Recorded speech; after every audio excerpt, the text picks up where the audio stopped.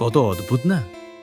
কখনো কখনো জীবন হঠাৎ থেমে যায়, যেখানে প্রতিটি সকাল কোনো কড়া নাড়ার শব্দ ছাড়াই কেটে যায়, যেখানে পথ আছে কিন্তু কারো অপেক্ষা নেই, যেখানে নিঃশ্বাস আছে কিন্তু ভালোবাসা নেই। তুমি হাঁটছো ঠিকই, কিন্তু পায়ের ছন্দে যেন হারিয়ে যাওয়া এক সুর। মনে হয় এটা স্বাধীনতা নয়, ভেতরে লুকিয়ে থাকা কোনো অজানা রহস্য।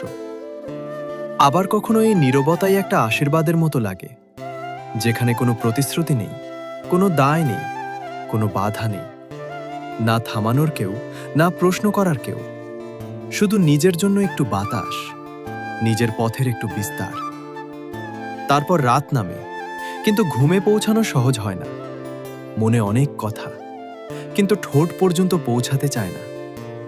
কোনো শব্দ নেই, কোনো উপহার নেই, শুধু নিজের সাথে নিজের এক নিঃশব্দ সাক্ষাৎ, যেখানে তুমি হাসো কিন্তু সেই হাসির কোনো সাক্ষী থাকে না, যেখানে তুমি ভেঙে পড়ো কিন্তু সেই ভাঙার শব্দ কেউ শুনতে পায় না।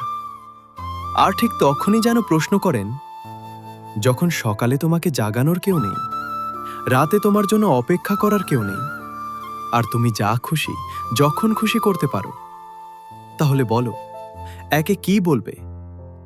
স্বাধীনতা নাকি একাকিত্ব?